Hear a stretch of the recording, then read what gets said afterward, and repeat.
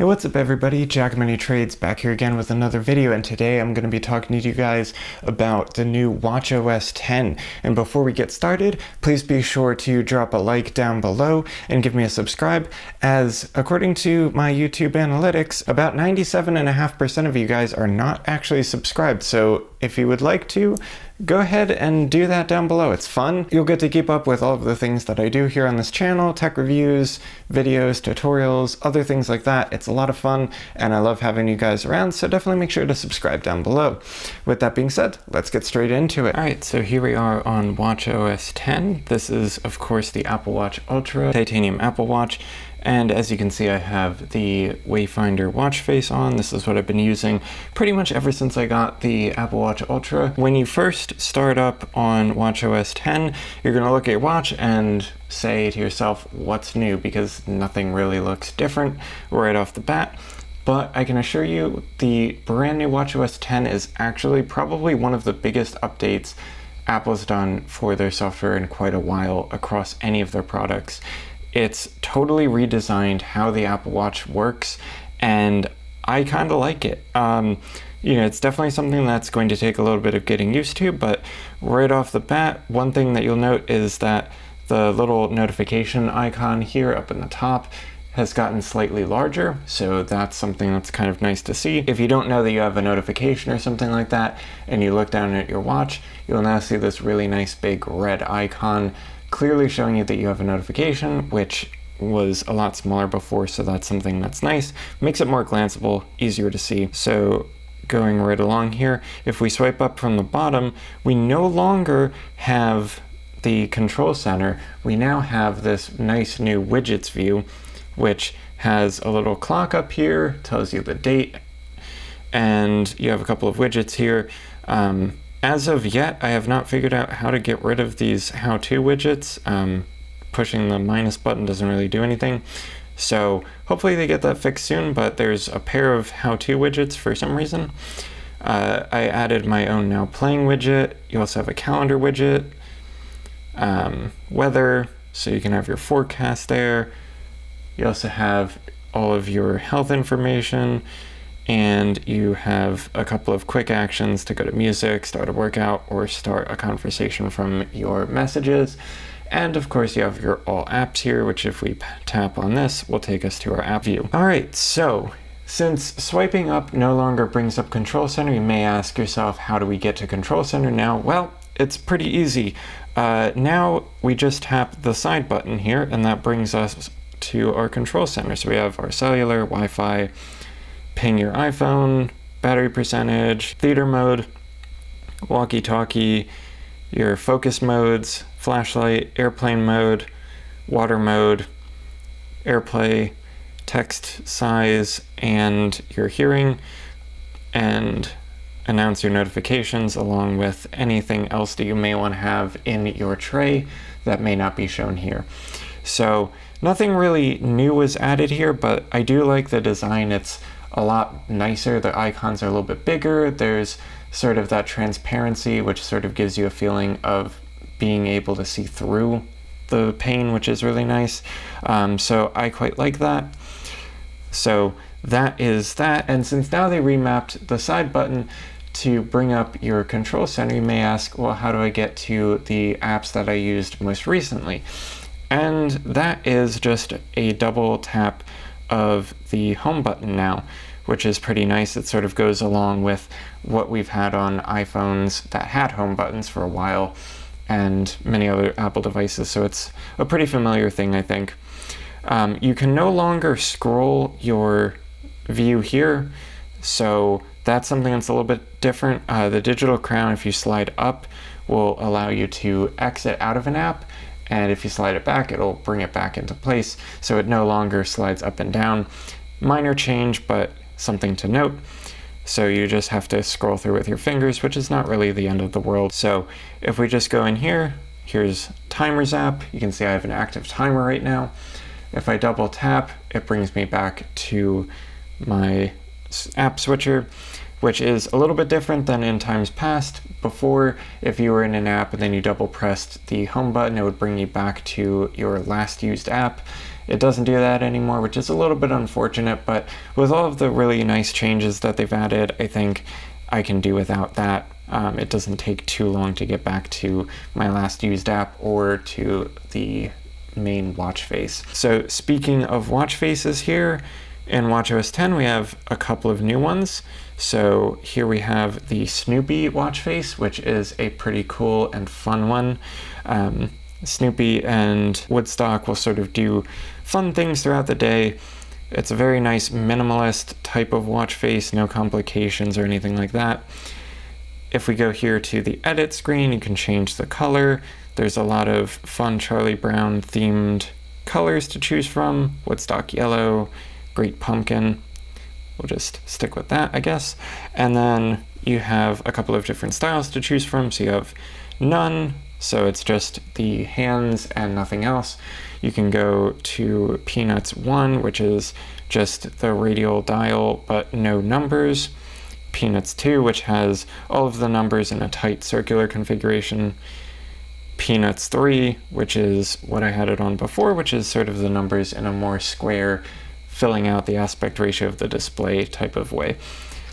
And so we'll just leave it on that. And so here you can see this is what the Peanuts display looks like, which is a pretty cool and fun new addition, I think, to the Apple Watch. So every time that you wake it up, Snoopy and Woodstock will do something new. Another thing that I think you'll like is that they removed the quick swipe between watch faces feature. So now if I swipe left to right, you see that nothing is happening. This is a really nice feature, at least to me, because I always used to accidentally move my watch faces around and change my watch face when I didn't want to. So this is nice because it totally eliminates that. I don't have to worry about accidentally changing my watch face while I'm sleeping or doing something like that. So that is pretty cool. Moving right along to our next new watch face is the palette.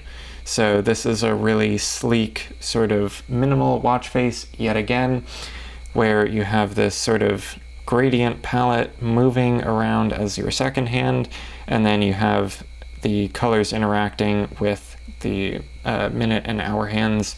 You have space for 4 complications around the side, and so that is pretty cool. And if we hit edit here, of course you can change all of your complications.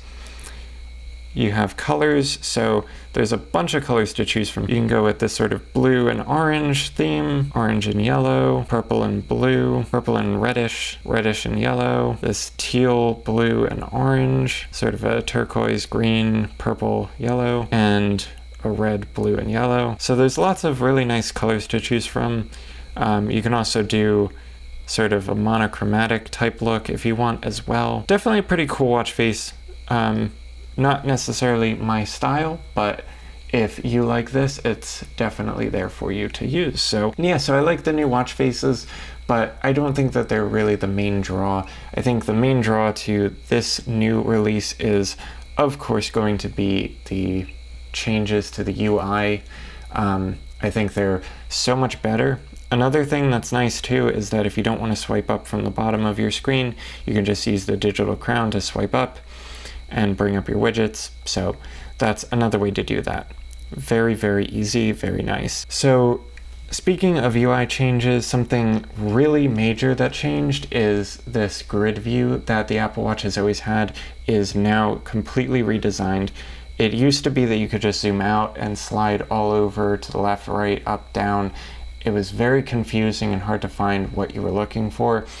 They've completely redesigned that and made it much nicer and easier to get to all of your apps now. So everything is always in a row. If you just scroll with the digital crown, it'll move you up and down. And you can, of course, rearrange these apps however you like.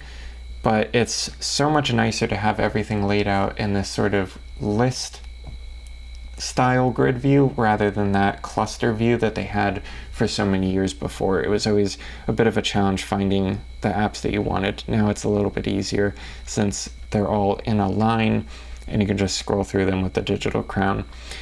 Also, you can change to list view right here. So if you do prefer having that list view, that is still there for you. So moving along here, in workouts, they added a couple of new features to the cycling workout in particular so that we can track your speed and a couple of other metrics. If you'd like to learn more, definitely check out the official keynote. I'll leave that linked in the description below. They talk about that a lot more than I can, since I don't really have a bike to demonstrate any of that for you. But just do be aware that they've been working on some new features for your workouts, which is always nice to see for those of you who are active out there. Another thing that I absolutely love is that now if you go into your messages, it mirrors your iPhone, Mac, and iPad. You now have all of your favorite contacts listed right up here for you to quickly jump into a conversation. You also have your new conversation buttons. You can compose a new message straight from the watch. Really easy. And then if you just scroll up, you can get to any of your recent messages. So inside of the timer app, what's great is that we now have the ability to add more than one timer at a time. So we can go here and add a timer for, let's say, a minute. So here we have our timer for a minute, and we still have our timer for 32 minutes and 36 seconds. So that's great that now we can add multiple timers on our watch, as well as you'll see on iOS 17, iPadOS 17, and macOS Sonoma.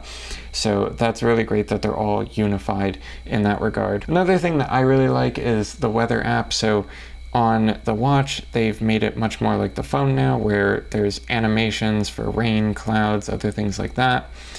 You have this nice radial dial, which shows you your percentage chance of precipitation throughout the day, along with the highlight where you're at in terms of time. You also have your percentages of precipitation in a little list here, and you can change where you are located, and you can change what metric you're looking at. So you can look at conditions, temperature, precipitation, like we were just on, wind, UV index, and visibility, humidity, and air quality index. And so it's really nice to see that the Apple Watch version of the weather app is getting more in line with what we know and love from the iPad and the iPhone. Moving right along to activity. In the activity app, they've made a couple of changes, making the monthly challenges, all of your awards and other things like that you've earned, pretty easy to get to. So this is something that's pretty nice. You can view all of the trophies that you've achieved over the years right there with that touch of a button.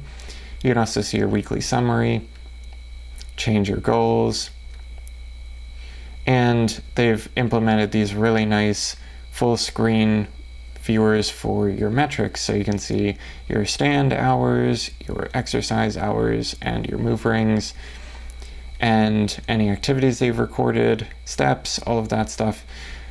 Just overall, I think in addition to completely overhauling the UI, Apple have just been working on making this look more polished and more professional, sort of giving pops of color here and there to make it look pretty. But overall, I think they've been doing a really great job of improving functionality and also improving the aesthetics of the Apple Watch from year to year. And this year is a huge year for the Apple Watch. All right, so I hope you guys enjoyed the video. If you did, definitely make sure to drop a like down below if you didn't already, and subscribe if you haven't already, because I would love to have you guys as a part of my channel, as a part of the subscriber family. So if you guys have done that, I will see you guys in the next video, and I hope you guys have an amazing day.